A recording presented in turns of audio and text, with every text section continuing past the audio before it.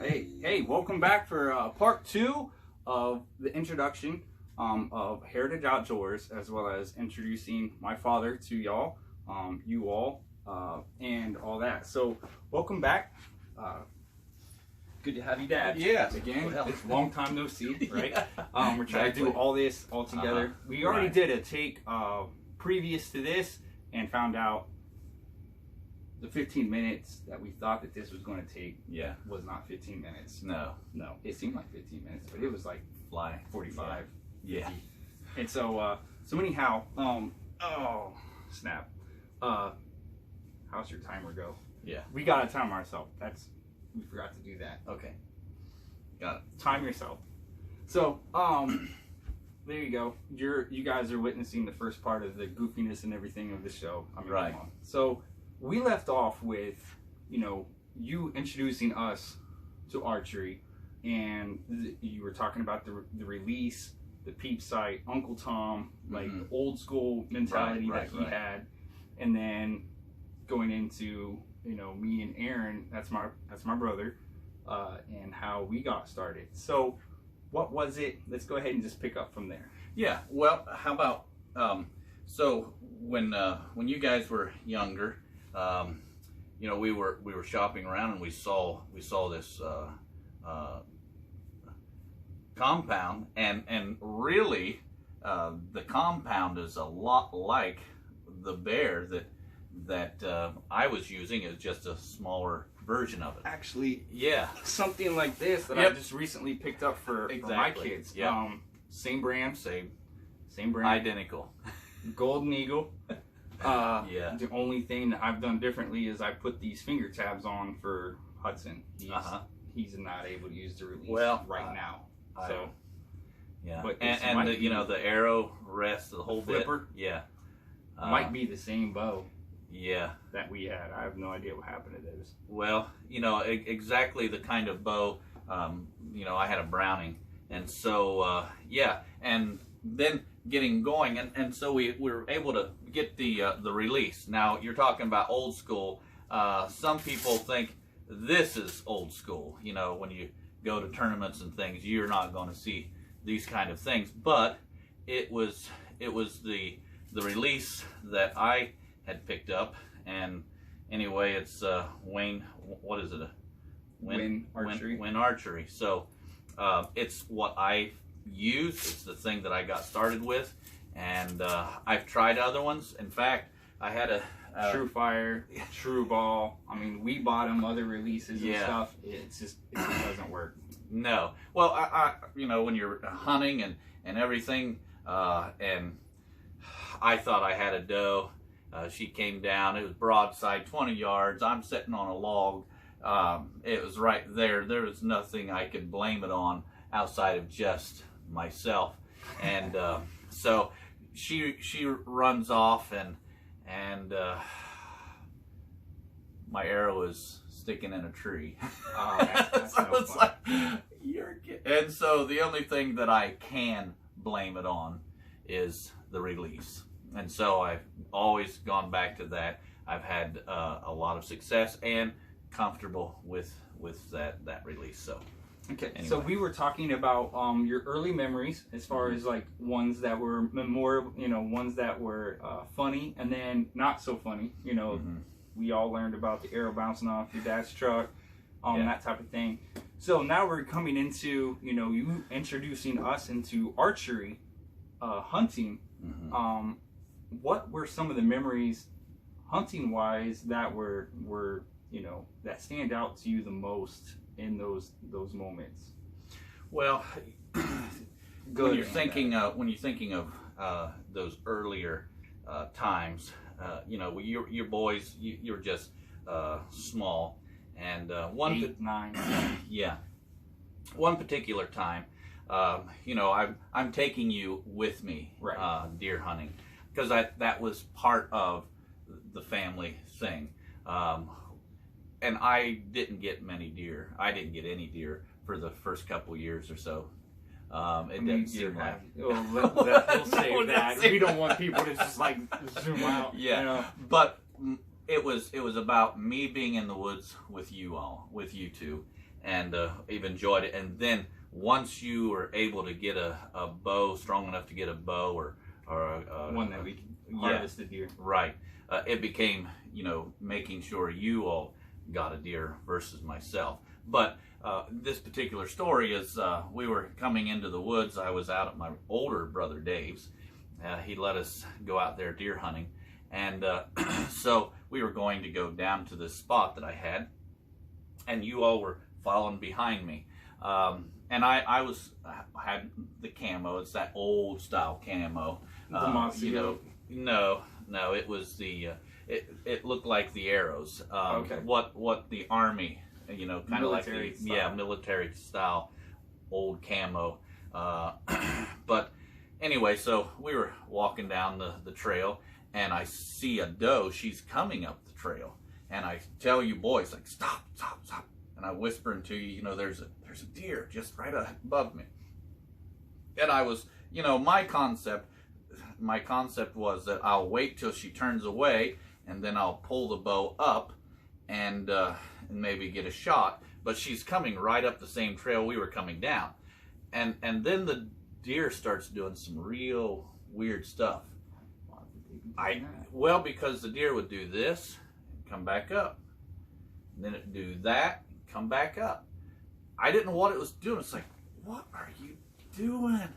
Well, what I didn't know, thinking about it later, as I'm standing there just waiting for the deer to look away, and it's doing this bob this way and bob that way, you two boys were behind me.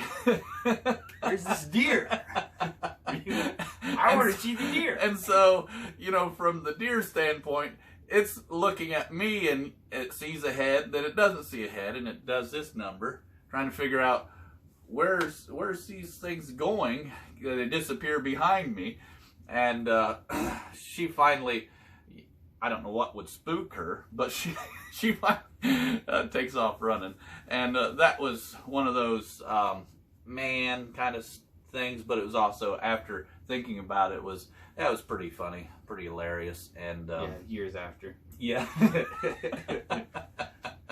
We didn't know. Yeah. Like, it wasn't like, all we had was Outdoor Life magazines. Oh, and yeah. we were reading through those. Oh, yeah. Doing it all. This is what we got to do. This is what we got to buy.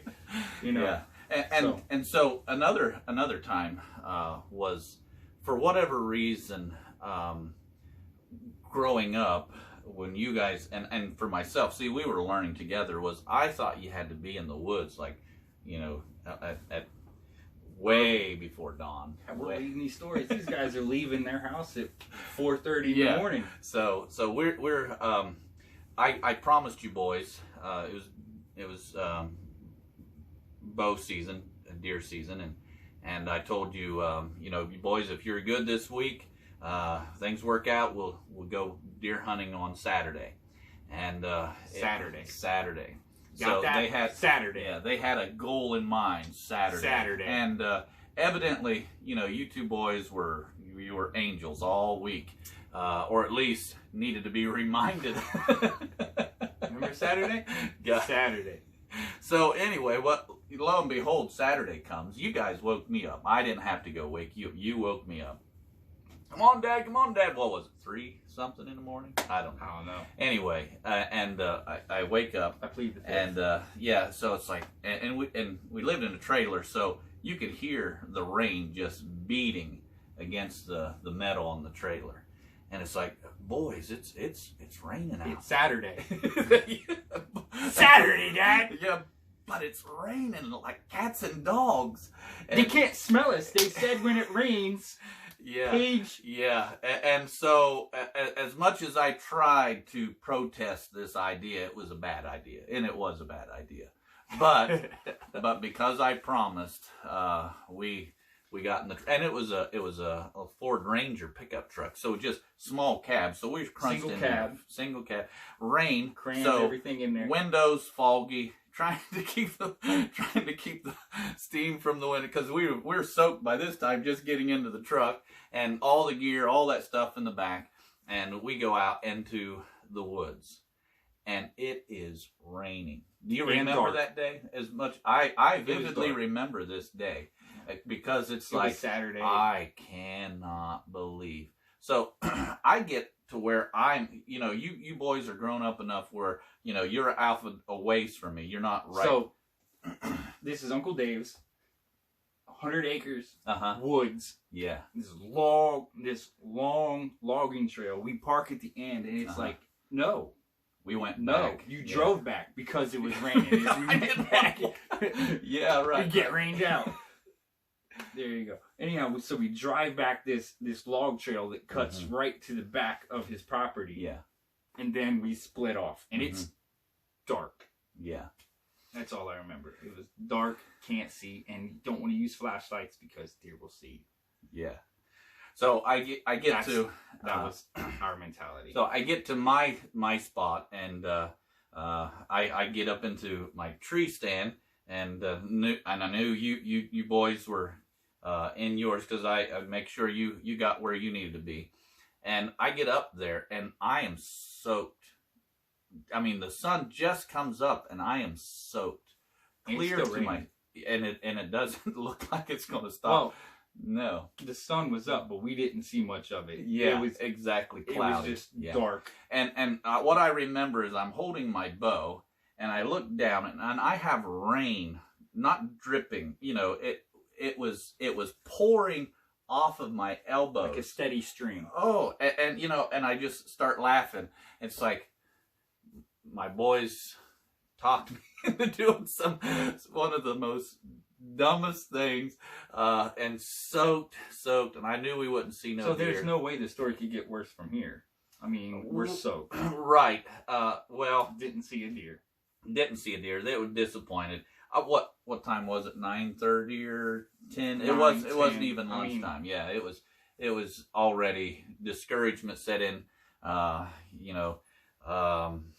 You boys come back pretty down. They haven't seen anything, and so we get down and get to the truck, put our stuff in, and then the story just gets just a little bit worse. It didn't start. No, it started, but it got stuck, and we were stuck out in the rain. It didn't stop raining. No, and it's like, boys, you're the one that talked me into this. You get to do the pushing. So we invented the new brand of camo. It wasn't mossy oak, it was mud oak. Yeah, it was mud oak. Mud oak camo. So when you're standing behind a Ford Ranger, make sure you stand away offside of the tires, because when they start spinning, they throw everything. And we finally got out of there. Yeah. It was a while. I mean, it was a trail of mud, and that was a long trail. It was, but anyway, those are the kind of stories that you talk outside about of after the fact. You know, that's when you can start smiling and everything. But in the Right. heat of the moment, no.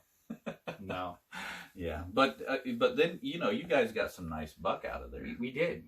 There was quite a few, and that was a great place. A lot of learning experiences there. Yeah, absolutely.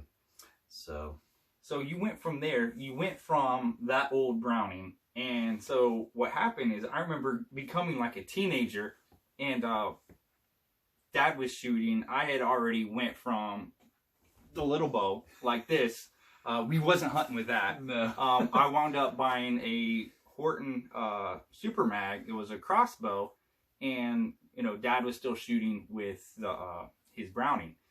And a friend, he had a Martin Prowler that was for sale, and I wanted to buy it for my dad.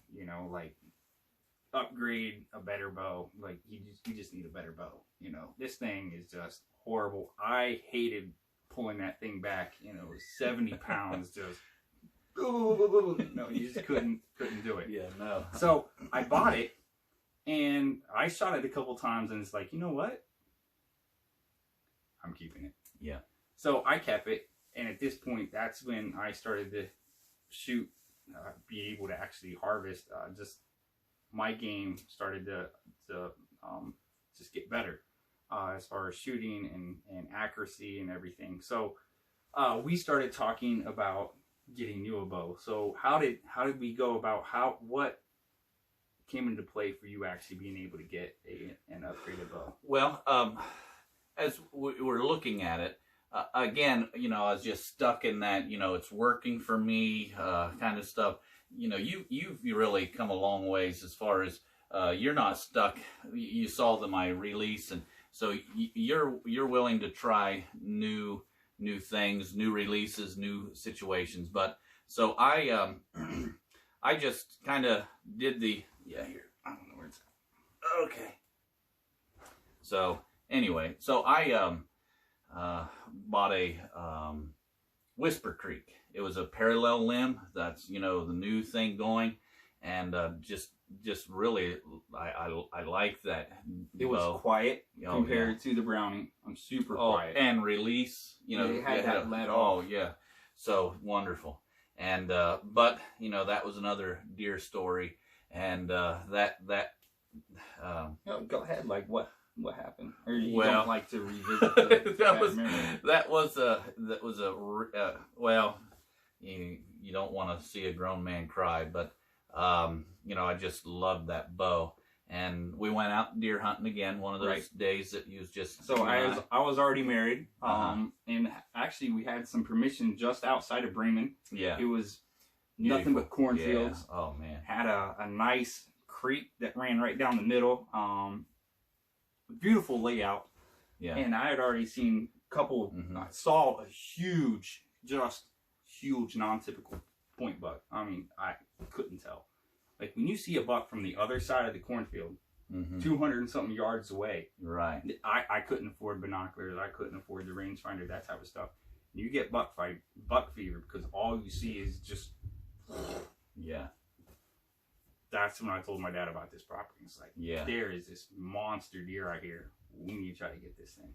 Yeah. So I go out with you, and I wasn't there. I never scouted there before. So, you know, picked this tree, and I didn't know, but where I was going to be at in the tree, down at the bottom of the trunk, but up there in my tree stand, it was the worst wind tunnel. It seemed like every bit of wind in the world came right down on me. We're at the top of a hill, flat. It's Bremen, Ohio, so it's really windy. Oh man, and it was just, and it was that time of the year wasn't cold, but it really wasn't hot.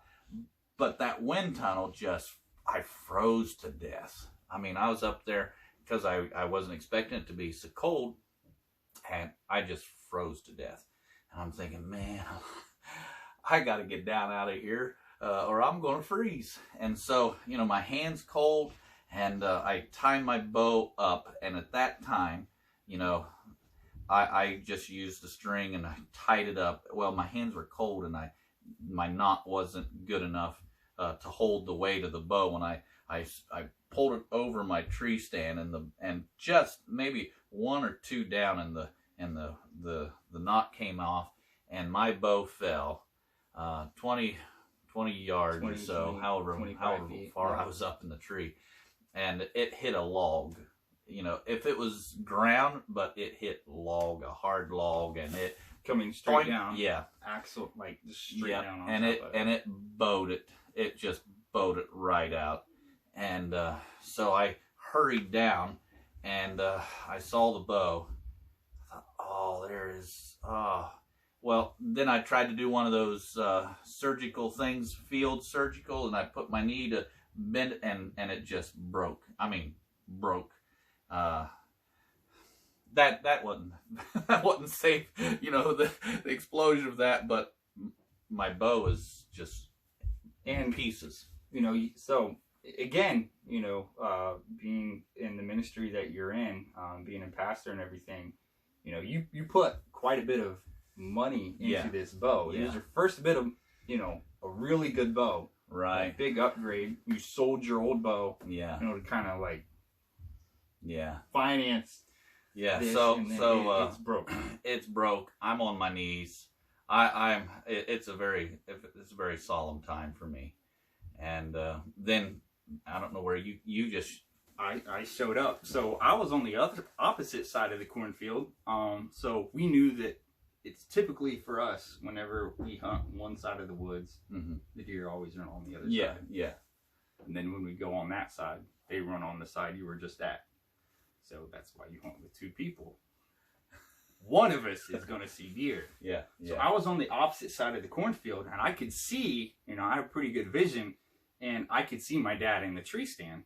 So I'm looking, trying to look for deer and everything. I'm behind a fallen tree, kind of block everything, block my view, or not my view, but their view of me and everything. So I'm looking across the field, and I don't see my dad in the tree stand. He's like, opposite in this cornfield. So I get up, I'm like, maybe he got something.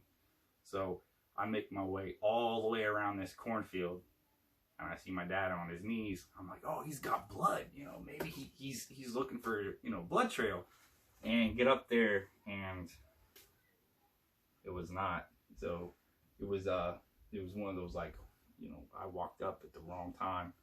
Yeah. So in fact, you did look at me and said, and I told you my bow had broke, and you just kind of backed up and said, you need me to give you some time to yourself. It's like, oh, it was pretty disappointing. And money was hard for both of us at that point. So how long was it before you? At least 2 years or so, better maybe. That I just, I'm just not going to. But you kept going, and so I decided, to get back in. I wound up, So going into that, I was working at a construction company, and one of the guys, it's great, it's funny, archers, we always run into each other. Whether you like what they do outside of hunting, that's a different story. Right. But this guy, he had a Matthews adrenaline, and I bought this adrenaline for like $150. Bought it, brought it here, and shooting it, and that seemed to be something that you really liked. Yeah, I did. But at the same time, you were still grieving the loss of this. Yeah. And so it was like, no, that wasn't what you wanted. Wound up getting rid of that. Like, I had it for a while, wound up selling it to my brother-in-law, and then wound up getting a Hoyt Alpha Max, actually. Right. That's what I had for a while. My wife had bought that for me for Valentine's Day. We had that Hoyt Alpha Max 32. I used that for a long, long time, and maybe about 2 years ago, actually upgraded to the Matthews Triax, which I bought secondhand. And at that point, you were asking me quite a bit about, like, what type of bow you should, what you like about the Hoyt, what you like about the Matthews, and what was it that, was that decision-making point for you? Like, this is what I'm going to go for. Well, what was it that you were looking for? And honestly, I was looking for something that I could afford, that I wasn't going to, but also something. So anyway, here's the Hoyt now that I'm using, and it has that extra piece here that, if for ever any reason that I should drop a bow again the same way, that support is there that I didn't have on my Whisper Creek. That it just bent right there, right in the middle, and so that is one of the things that I like about the Hoyt. It has a solid center point, and so this is the bow that it shoots somewhat like the Whisper Creek did, and now a lot more comfortable with that. The Whisper Creek, I was at 50 yards. Now, you were shooting at 100 yards, and I thought that's impossible. But these bows have now upped the game and able to hit targets at 100 yards. So there you go. Well, thank you so much for that. We're going to wrap up this second section, and see you back next time for part